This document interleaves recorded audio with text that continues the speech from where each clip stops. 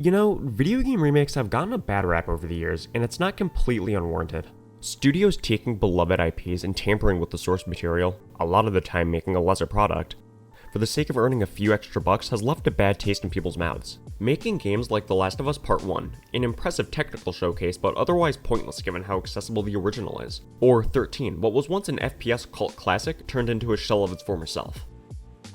And that's not to mention that it seems like there are just as many remakes as there are new games, which has been causing some fatigue. But all of the hate for the more lackluster projects over the years shouldn't overshadow some of the fantastic remakes we've been getting, like Shadow of the Colossus, the more recent System Shock, and especially all of the Resident Evil remakes.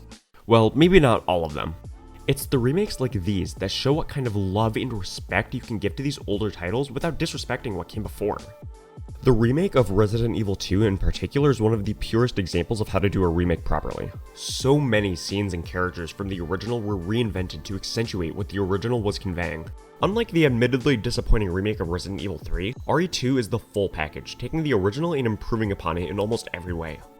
System Shock makes equal improvements, similarly taking the gameplay from the original and possibly translating it even more accurately, recreating parts of the game one for one.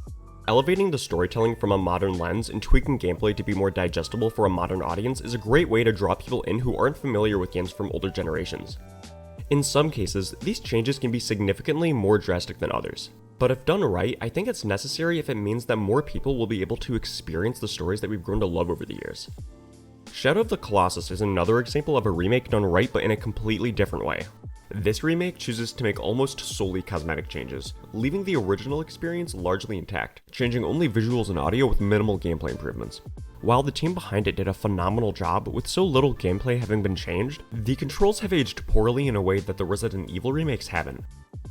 Changing the vision of the original creator runs the risk of coming off as a bit disrespectful, but if the alternative is that no more people beyond just the original fanbase will be able to experience it, then I'd much prefer having a remake that lets multiple generations of people discuss what they like or dislike about both of them. To use the upcoming Silent Hill 2 remake as an example, even if it comes out and it's not as good as we were hoping, if it piques people's interest in the series and leads them to playing the other titles, then I'm happy. After all, the original will always be there, especially with how far emulation has come. The point I'm trying to get across is that remakes aren't inherently bad and are vital in keeping certain franchises alive, especially since remakes are often a way for companies to test the water to see if people would be interested in an actual sequel.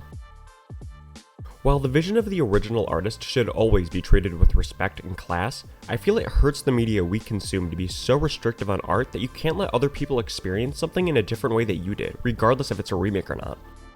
So, while many people consider remakes just to be the recycling of ideas, I consider it rejuvenation, giving soon-to-be-forgotten or dying franchises another life. With that said, thank you for watching. I want to make another retrospective video like I did last time, so if there's a game you'd like to see me cover, leave it in the comments. Have a good one.